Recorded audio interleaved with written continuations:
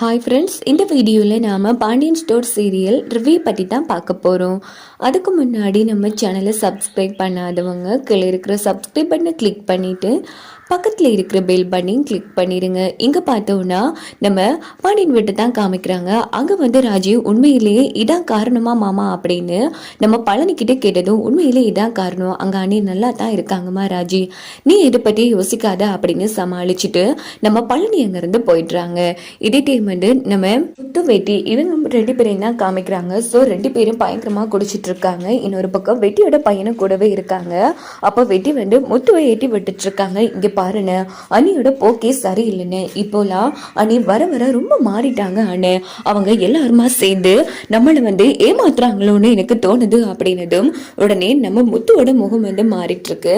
இங்க பாருன்னு இதெல்லாம் கொஞ்சம் கூட சரியில்லைன்னு, அது மட்டும் கிடையாது அண்ணியோட அண்ணன் ரொம்ப ரோசக்கார, அவ்வளவு வறுமை இருந்தாலும் கண்டிப்பா அந்த பணத்தை வாங்கவே மாட்டாருன்னு, எனக்கு என்னமோ அண்ணி கண்டிப்பா அந்த நகையெல்லாம் அவருக்கு கொடுத்துருக்க மாட்டாங்கன்னு தான் தோணுது. ஆமா பெரியப்பா, இப்போலாம் பெரியம்மா வந்து முன்ன மாதிரி கிடையாது, அது மட்டும் இல்லாமல் பெரியம்மாவோட அண்ணன் ரொம்ப நல்லவங்க. ஸோ கண்டிப்பாக என்ன நிலைமை வந்தாலும் பணத்தை வாங்கவே மாட்டாங்க. ஆமாண்ணே, யாராச்சும் பொண்ணுக்கு கொடுத்த நகையை மாப்பிள்ளை வீட்டிலேருந்து வாங்குவாங்களா? இதுக்கு பின்னாடி ஏதோ ஒரு சூழ்ச்சி இருக்குன்னு அண்ணே நான் சொல்கிறேன்னு தப்பாக நினைக்க வேணாம். அண்ணியோட போக்கே இப்போல்லாம் சரியில்லை. எப்போ ராஜி வீட்டை விட்டு போனாலோ அப்போல இருந்தே அவங்க நினைப்பு எல்லாம் ராஜியை பற்றி மட்டும்தான். நம்ம அம்மாவுக்கு கூட அந்த கோமதியை பற்றி மட்டும்தான். அவங்களால எவ்வளோ அசிங்கம் அவமானம் எல்லாம் நம்ம பட்டிருப்போம். நடு தெருவில் கொண்டு விட்டாங்கன்னு அவங்க 3 பேரும் ஒரு டீம், நாம 3 பேரும் ஒரு டீம்னு. ஆமா பெரியப்பா, பெரியம்மாவுக்கும் ராஜி தான் முக்கியம். இப்போ கூட என்ன பொண்ணு பார்க்க என்ன மாப்பிள்ளை பார்த்து வந்ததும் அவங்களுக்கு சுத்தமா பிடிக்கல பெரியப்பா, எனக்கு ரொம்ப கஷ்டமா இருக்கு அப்படின்னு பிள்ளையும் எங்கால நம்மளோட வெட்டி வந்து முத்துவை பயங்கரமாக ஏற்றி விட்டுட்டு இருக்காங்க. விடக்கூடாதுன்னு நம்மளை வளைச்சி யாரோ திட்டம் போட்டு சூழ்ச்சி பண்ணிட்டு இருக்காங்க. அது என்ன எதுன்னு கண்டுபிடிக்கணும்னு, யாரையும் நம்பக்கூடாதுன்னு, பொண்டாட்டி புள்ள அம்மை யாரையும் நம்ம நம்பக்கூடாது, நம்ம 3 பேரும் ஒரு டீம்ங்கிற மாதிரி பயங்கரமாக பேசிட்டு இருக்காங்க. இன்னொரு பக்கம் அன்னைக்கு நைட்டு வந்து சாப்பிட்றதுக்காக நம்ம பாண்டியன் வீட்டில் வந்து எல்லாரும் உட்காந்துறாங்க. இன்னொரு பக்கம் செந்தில் வந்து நோட் பண்ணிடுறாங்க ராஜி கோமதி ஃபேஸை. ஆமா ஏன் அவங்க 2 பேரும் ஒரு மாதிரி இருக்காங்க அப்படின்னு. அதெல்லாம் ஒன்றும் இல்லை, லேசா தலைவலி அப்படின்னு நம்ம மீனா வந்து சமாளிக்கிறாங்க. அப்படின்னு பார்த்து பாண்டியன் வந்து உட்காடுறாங்க. ஸோ எல்லாருக்கும் சாப்பாடு பரிமாறிட்டு இருக்கும்போது பாண்டியன் வந்து ராஜிக்கிட்டே, ஏமா ராஜி நீயும் வந்து உட்காந்து சாப்பிடலாம்ல அப்படின்னதும் அதெல்லாம் இருக்கட்டுமாமா நான் அப்புறமா சாப்பிட்டுக்கிறேன் அப்படின்னு சொல்றாங்க.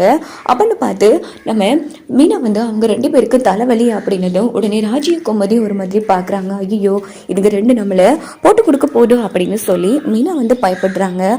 ஆமாம் ஏசா தலைவலி, ஏன் தலைவலி அதுவா, சரி அவங்க தண்ணி குடிக்கிறல அப்படின்னு மீனா வந்து சமாளிச்சிடுறாங்க. அதுக்கப்புறமா சாப்பிட்டுட்டு இருக்கும் போதே ஒரு எல்லாரும் ஃபோனுக்கும் வந்து மெசேஜ் வருது. என்ன இது மெசேஜ் அப்படின்னு எல்லாரும் பார்க்க எடுக்கிறாங்க. இருங்க. அதுக்கப்புறமா வந்து மீனா செக் பண்ணி பார்க்குறாங்க. பார்த்தா நம்ம மயில தான் வந்து குரூப் ஓப்பன் பண்ணியிருக்கா மயில், அதுவும் ஹனிமூன் அப்படின்னு சொன்னதும் எல்லாருமே சிரிக்கிறாங்க. இன்னும் கொஞ்ச நேரத்தால மயிலுக்கா ஃபோட்டோ போடுவாங்க அப்படின்னு எல்லாரும் சிரிச்சிட்டு இருக்காங்க. இந்த பக்கம் நம்ம சரவணனையும் மயிலையும் தான் காமிக்கிறாங்க. 2 பேருமே வந்து ரொம்ப பாசமாக பேசிட்டு இருக்காங்க. ஆமா மயிலு நீ ரொம்ப அழகா இருக்க போட்டோல அப்படின்னதும் உங்களுக்கு மட்டும் என்ன குறைச்சல் மாமா, நீங்களும் ரொம்ப அழகா தான் இருக்கீங்க அப்படின்னு சொல்லி மயில் வந்து புகழ்ந்துட்டு இருக்காங்க சரவணனு.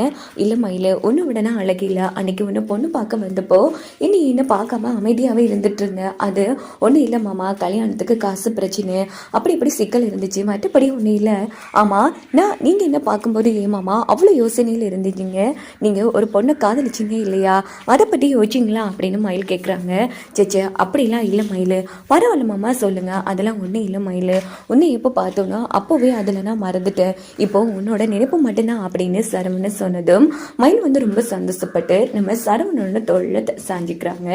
அதுக்கப்புறமா 2 பேருமே வந்து கேட்டால் வந்து ரொமான்ஸ் பண்ணிட்டு இருக்காங்க. அப்படின்னு பார்த்து ஃபோன் வருது. பார்த்தா அவங்களுக்கு டின்னருக்கு வர சொல்லியிருக்காங்க. உடனே சரவணன் செம்ம டென்ஷன் ஆகிறாங்க. சரி எந்தெந்த நேரத்தில் எப்போ ஃபோன் பண்ணணும்னே தெரியா, என்னாச்சு மாமா சாப்பிட வரட்டுமா, வா மயில் சாப்பிடலாம் இல்லை லேட்டாக சாப்பிடவா அப்படின்னு கேட்டது. வாங்க மாமா, லேட்டாக நம்ம ஏலியாவே சாப்பிடலாம், இல்லைனா மறுபடியும் ஃபோன் பண்ணிகிட்டே இருப்பாங்க அப்படின்னது. சரி, சீக்கிரமாக போய் சீக்கிரமாக சாப்பிடுது, சீக்கிரமாக வருவோம் சரியா அப்படின்னுட்டு 2 பேரும் ரொம்ப ஹாப்பியாக நேராக கீழே வராங்க. அங்கே பார்த்தோன்னா பாஸ்தா வந்து ஃபுட்டாக செஞ்சு வச்சுருக்காங்க. ஆனால் சரவணனுக்கு அது என்ன ஃபுட்டுன்னே தெரியல. ஆமாம் மயில், என்ன ஃபுட் இது? இதான் மாமா பாஸ்தா, ரொம்ப நல்லா இருக்கும் மாமா, சாப்பிட்டு பாருங்க அப்படின்னதும். சரி, உனக்கு எப்படி தெரியும் இதெல்லாம்? அதுவா, எனக்கு சமையல்னா ரொம்ப இன்ட்ரெஸ்டிங் மாமா, அதான் இப்படி யூடியூப்ல வந்து பார்ப்பேன், அப்போல்லாம் இதை தெரிஞ்சுப்பேன் அப்படின்னதும். ஓஹோ அப்படியான்னுட்டு 2 பேரும் கியூட்டாக சாப்பிட்டுட்டு இருக்காங்க. அப்போ மயில் வந்து இந்தாங்க என்னோட பாஸ்தாவை சாப்பிட்டு பாருங்க அப்படின்னு சரவணனுக்கு ஊட்டி விடுறாங்க. இங்கே பாரு, யாரும் பார்க்க போகிறாங்க மயில், ஏன் புருஷனுக்கு நான் ஊட்டி விடுறேன், யார் பார்க்க போகிறா அப்படின்னு சொல்லிட்டு மயில் வந்து சரவணனுக்கு பாசமாக ஊட்டி விடுறாங்க. இங்கே பார்த்தோம்னா நம்ம பாண்டியன் விட்டு தான் காமிக்கிறாங்க. அங்கே வந்து எல்லாம் கணக்கு விளக்கு பார்த்துட்டு இருக்காங்க பாண்டியன், இன்னொரு பக்கம் செந்தில் நம்ம பழனி 2 பேரும் பயந்துட்டு இருக்காங்க. மாப்பிள்ளை, உன் தங்கச்சி என்ன போட்டு கொடுக்க போறாடா, நல்லா வசமா மாட்டிக்க போறேன், என்ன மாமா நீ உன் கூட என்ன சேர்க்கிற, இங்க பாரு பணத்தை நீ தானே சமாளிக்கிறேன்னு சொன்னேன், நானெல்லாம் இல்லப்பா அப்படின்னது. அடப்பாவீங்களா, கடைசியில என்ன கோத்து விட்டுட்டீங்களா அப்படின்னு சொல்லி நம்ம பழனி வந்து புலம்பிட்டு இருக்காங்க. இங்க பார்த்தோம்னா நம்ம செந்திலோட தங்கச்சி ஒவ்வொரு கணக்கா பார்த்துட்டு இருக்காங்க. அப்பா இதுல 5000 ரூபா கூட இதுப்பா அப்படின்னதும் பாண்டியன் அதிர்ச்சி ஆறாங்க. ஐயோ போட்டு கொடுத்துட்டாலே அப்படின்னு சொல்லி பழனி ஒரு பக்கம் அதிர்ச்சி ஆறாங்க. என்ன சொல்ற, 1000 ரூபா குறையுதா? ஆமாப்பா 1000 குறையுது, வேணும்னா நீங்களே நல்லா பாருங்க. இல்ல நீ நல்லா பார்த்தா சரியா தான் பாப்ப, எப்படி 1000 ரூபா குறையும்? டேய் இங்க பாரு, நீ தானே எல்லாத்தையும் பொறுப்பா எடுத்து பார்த்துப்ப, சொல்லு 1000 ரூபா எங்க? என்ன மச்சான் தங்கச்சி பிள்ளையா பாக்குறது போல, நல்லா பாருமா அப்படின்னதோ. ஐயோ மாமா, நான் நல்லா மாமா பாக்குறேன், இதுல பொய்யா பாக்குறதுக்கு என்ன இருக்கு, வளமையா அப்பாவுக்கு நான் தானே கணக்கு பார்த்து கொடுப்பேன், இங்க பாரு மாமா உண்மையிலேயே 1000 ரூபா குறையுது அப்படின்னதும். உடனே நம்ம பாண்டியன் வந்து 1000 ரூபா குறைய வாய்ப்பே இல்லை, ஒரு 5-10னா பரவாயில்ல, அது எப்படி 1000 ரூபா குறைய, 1000 ரூபா தாள் தானே கூட கிடந்துச்சு.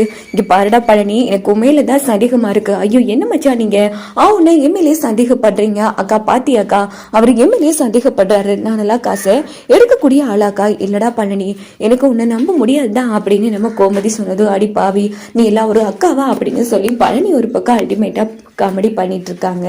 இந்த பக்கம் நம்ம செந்தில் வந்து அப்பா இல்லப்பா எதுவும் கணக்கு வந்து பிள்ளையா இருக்கலாம் அப்படின்னு. இங்க பாரு, ஒவ்வொரு காலமும் என் புள்ள எல்லா கணக்கையும் பார்த்துட்டு வரா, அவ பாக்குற கணக்கு எப்படிடா பிழைக்கும்? இங்க பாருமா நல்லா பாத்தியா? ஐயோ அப்பா நீங்க சொல்லியும் நான் 2 வாட்டி பார்த்தப்பா 1000 ரூபா குறைஞ்சிருக்கு அப்படின்னு சொன்னதும் நம்ம பாண்டியனுக்கு வந்து வீட்டுல இருக்கிறவங்க மேலதான்